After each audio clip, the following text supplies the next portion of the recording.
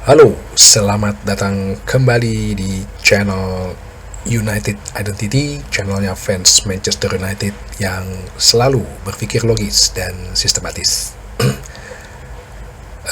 Udah gak lumayan sih sebenarnya, tapi ngomong tetap pelan-pelan ya, karena udah agak mendingan sebenarnya setelah minum antibiotik sama pereda nyeri. Hari ketiga ya, latihan pemusatan latihan Manchester United di kota Chicago, Amerika. Ada beberapa video mereka juga lagi jalan-jalan, ada yang ketemu fans juga di saat istirahat. Cuman memang saat ini cuaca di Chicago, Amerika khususnya itu panas ya. Memang kalau bulan yang namanya musim panas, bulan ya Juli, Agustus sampai awal September, itu yang namanya Eropa dan Eropa Tengah, Eropa Selatan lah khususnya, sama Amerika, itu di musim panas tuh bener-bener panas gitu loh ya. Gue pernah ke Amerika bulan-bulan Agustus, terus di sama di Eropa juga, Italia, Spanyol tuh bulan-bulan Juli Agustus tuh panas banget, bisa 45 derajat gitu. Cuman bedanya kalau di sini kan panasnya buat kita keringetan gitu ya, lembab, jadi badan enak gitu. Kalau di sana udah panasnya terik, matahari tuh kayak deket gitu,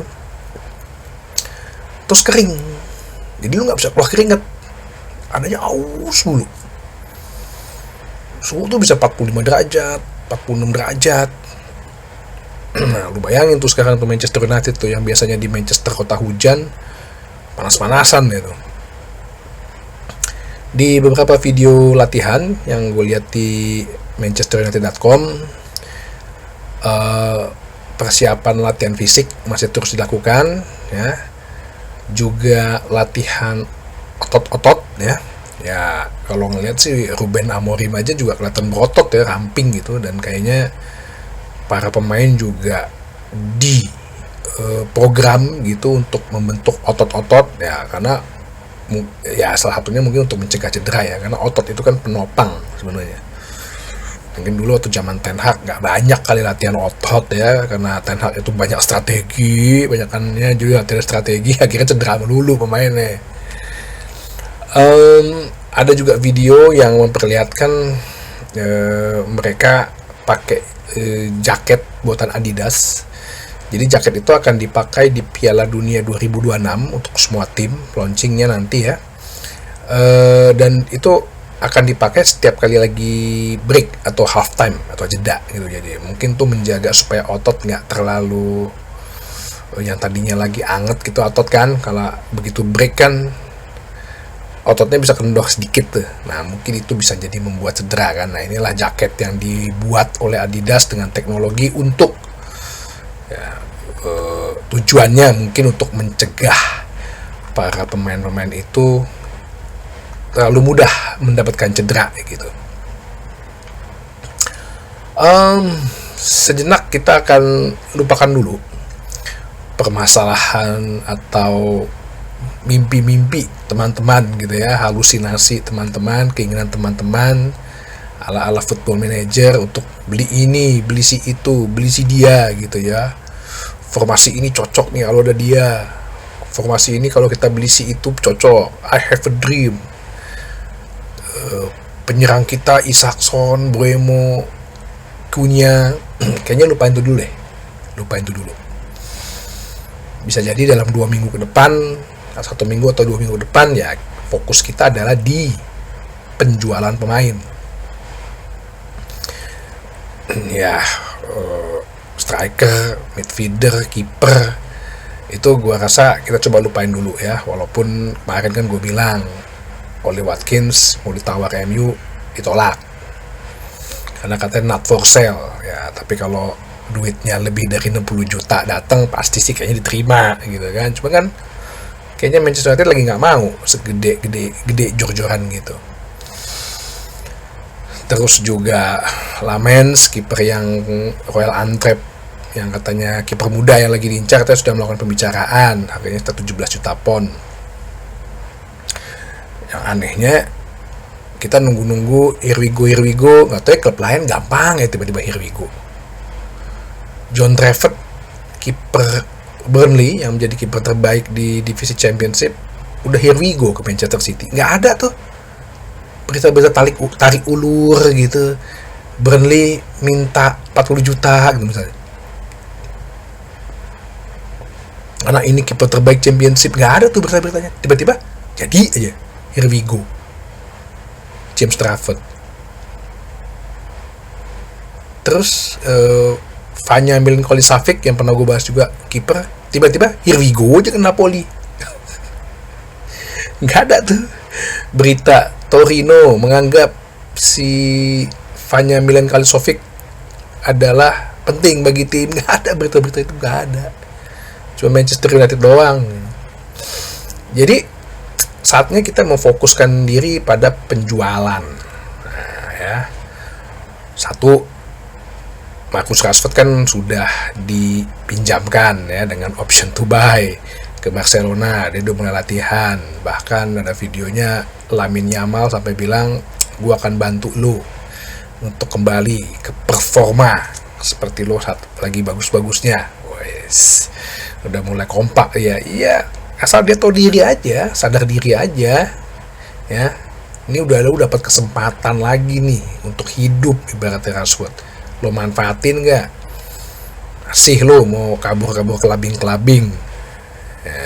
Kalau orang udah dikasih kesempatan ya, manfaatkan. Kenapa? Yang paling mahal di dunia ini kesempatan, benar ya. Kesempatan lo untuk mendapat kerjaan, kesempatan untuk berbisnis, kesempatan lo mendapatkan modal gitu loh. Jadi untuk penjualan ini ada beberapa berita. Pertama, ini agak mengagetkan juga sih bagi gue. Luke Shaw katanya dikabarkan dia bersedia untuk dijual jika klub menginginkan dia pergi. Nah, apakah dia mulai sadar diri gitu ya, atau ini cuman sebagai ya buat media aja gitu loh. Karena ini kan juga si Luke Shaw kan termasuk manusia ilmu kepepet nih. Begitu udah datang di Goleon, terus ada Patrick Dorgu di situ, dia kayaknya sehat-sehat aja gitu ya selama pramusim ini. Luke Shaw juga mau mempertimbangkan jika ada tawaran dari klub di Saudi Arabia. Ini kalau memang Saudi Arabia bisa mau ya untuk menawar Luke Shaw, ya kita jangan ragu-ragu lah untuk pasang harga mahal. Orang itu sana duitnya nggak berseri, duit keluarga, patok 50 juta. Dia kan umur 29 masih kan. Di Saudi nggak inilah, pertandingan lebih dikit, nggak banyak pertandingan. Gue rasa nggak bakal cedera lah dia, duit banyak ya. Jadi 50 juta mungkin ya, minimal 40 juta lah baru dilepas gitu. Itu yang pertama. Yang kedua, Anthony dikabarkan, wah ini si Mr. Gasing kasihan juga sih dia nggak dibawa. Sebenarnya dia, menurut gue ya, dia sangat-sangat profesional sih. Anthony dikabarkan mendapatkan 2 tawaran dari klub Arab Saudi lagi nih. Wah, tapi belum disebutkan sih di sini klub mana, entah Al Hilal, entah apalagi sih, banyak itu namanya, Al Nassr, belum tahu deh.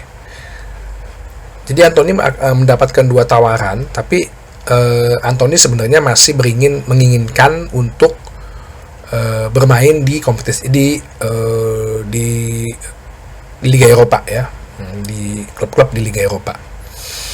Nah kalau udah dapat 2 tawaran kan berarti lu bisa mainkan harga dong. Sekali-sekali kita gitu kayak mainkan harga ya, 70 juta pon gitu ya, minimal 60 juta pon lah cash ya.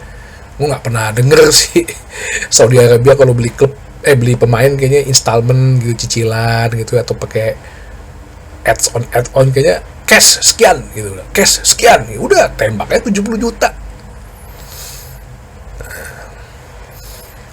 Tapi Anthony sendiri memang kabarnya ya klub Eropa ya, mungkin klub Spanyol ya, yang kemarin gue bilang Atletico Madrid juga tertarik gitu dengan Anthony. Jadi kita tunggu aja. Nah, kalau udah Luke Shaw 50 juta, Anthony 20 juta, kan 120 juta. Apa iya tuh 120 juta nggak dimanfaatkan? Nah, makanya gue bilang jual dulu nih pemain-pemain. Ini kita sekarang akan fokus penjualan. Ini berita-berita penjualan nih yang gue kedepankan, gue kasih tahu kepada teman-teman. Supaya kita juga manage juga nih ekspektasi terhadap pembelian pemain. Anggaplah kita bener nggak ada duit gitu, bukan pura-pura gitu ya. Nah, yang ketiga, ini ada satu main si Alejandro Garnacho. Kabarnya dia diminati oleh Bayern Munchen. Jadi Bayern Munchen ini kan di sisi kiri ya, sayap kiri kan setelah Leroy Sané nggak ada, dia ke Besiktas ya, ke Liga Turki kalau nggak salah. Ini masih kosong ya, sedangkan di kanan kan ada Michael Olise. Nah, kalau menurut gue bisa jadi cocok dia ya. Pemain-pemain Argentina tuh cukup oke kok di Liga Jerman, di Bundesliga, dan menurut gue cocok ya, kan dia kan Jerman, Liga Jerman atau Bundesliga kan nggak banyak fisik kan mainnya kan, juga selalu agak melebar. Nah, ini cocok lah. Tapi Garnacho ini masih bertahan bahwa dia maunya main di klub Premier League. Gue nggak paham sih maksudnya dia apa ya. Toh di Bayern Munchen masih klub besar kok gitu loh, klub terbesar di Jerman, ada salah satu klub terbesar di dunia gitu. Apa sih, kenapa sih lo selalu mau minta? Gue jadi agak bukan ini ya, bukannya suuzon atau ini curiga gitu loh. Ini orang maunya di Liga Inggris. Kalau gue bilang ini dia masih ada dendam pribadi gitu sama Manchester United. Dia maunya tuh gue tetap di Liga Inggris, entah Aston Villa, entah Chelsea, dan gue bisa lawan Manchester United nih, biar gue bisa ayam-ayamin nih kalau gue lawan Manchester United ya, supaya ya pengen apa ya, masih anak bocah gitu, pengen nunjukin pride mungkin ya, menunjukin dirinya gitu. Udah deh ya, masih untung ada sebuah klub Bayern Munchen pula gitu ya. Kalau lo dibeli sama klub-klub kecil kayak Hertha Berlin gitu, atau St. Pauli ya, klub Jerman yang kecil-kecil lah, tuh lo baru deh nolak. Bayern Munchen ya, harusnya sih kalau Bayern Munchen duit kan dia punya ya jual 40-50 juta pun mungkin dapat gitu ya. Kalau berarti total bisa 170 juta kita dapat.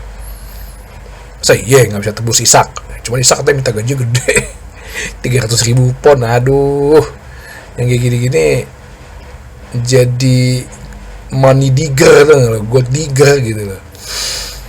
Nah, terus yang terakhir ada nama si penjuang kebebasan Sancho. Nah, ini belum ada kabar nih. Bahkan tadi gue lihat ada story-nya nyanyi rap gitu. Aduh, kita bayar 85 juta plus gaji 17-18 juta per tahun ya. Dan kita udah bayar sekitar 3-4 tahun gitu ya. Dan kita udah keluar itu sampai 100 juta lebih tuh demi si Sancho ini yang tengilnya minta ampun. Terus motong gaji nggak mau gitu. Udah, kalau gue bilang lo untuk Sancho mah di cut aja deh. Kenapa sih? Terminate aja kontrak. Gue masih hargain Rashford loh. Rashford kemarin di Barcelona kan ditanya kan, pendapat lo mengenai Manchester United. Gue nggak bisa ngomong apa-apa gitu loh. Ya mereka dalam tahap perubahan itu aja.